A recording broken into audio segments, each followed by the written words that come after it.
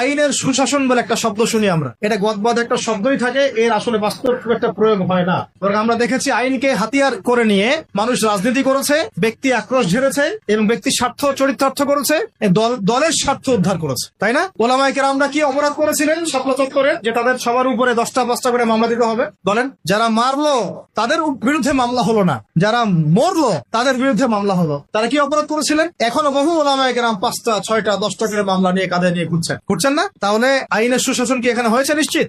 এখন পর্যন্ত এই পরিবর্তিত সরকার বলছেন এখন পর্যন্ত এগুলোকে উইথড্র করা হয় নাই, এখন পর্যন্ত মামলাগুলো থেকে উইথড্র করা হয় নাই, এখন পর্যন্ত বহু গুম হওয়া মানুষকে উদ্ধার করা হয় নাই। আর আমরা জানি তারা কি পরিমাণ কষ্টে আছেন, আমরা গেস করতে পারি যে তারা কি পরিমাণ কষ্টে আছে। এটা তো আপনি গেস করতে পারবেন না, কারণ আপনার সে অভিজ্ঞতা নাই, সমুদ্র দেখেন নাই, আপনি বুঝবেন কিভাবে এর গভীরতা কেমন। সেখানে একদিন মনে হবে 1 বছরের সময়, একদিন মনে হবে কি 1 বছরের সময়। এমন বহু মানুষ ভেতরে এখনো আছে যারা মাজলুম, নির্যাতিত, নিপীড়িত, এখন ওদেরকে বের করা হয় না। এটাকে আইনের সুশাসন নিশ্চিত হয়েছে? যদি ইসলামিক রাষ্ট্র ব্যবস্থা থাকতো তাহলে প্রত্যেকটা জালেমের বিচার হতো, প্রত্যেকটা মাজলুমকে আমরা বেকসুর খালাস করে দিতাম, এবং এখানে তাওহীদপন্থী সৎ এবং যোগ্য আইনজীবীদেরকে আমরা রাখতে পারতাম না? শুধু তাই না, এই যে ব্রিটিশ আইন চলতেছে, ব্রিটিশ আইন, এই ব্রিটিশ আইনের যে নোংরামি, তাগুতি সিস্টেম, এগুলোকে পরিবর্তন করে আমরা আল্লাহর শরিয়া আইন বাস্তবায়ন করতে পারবো।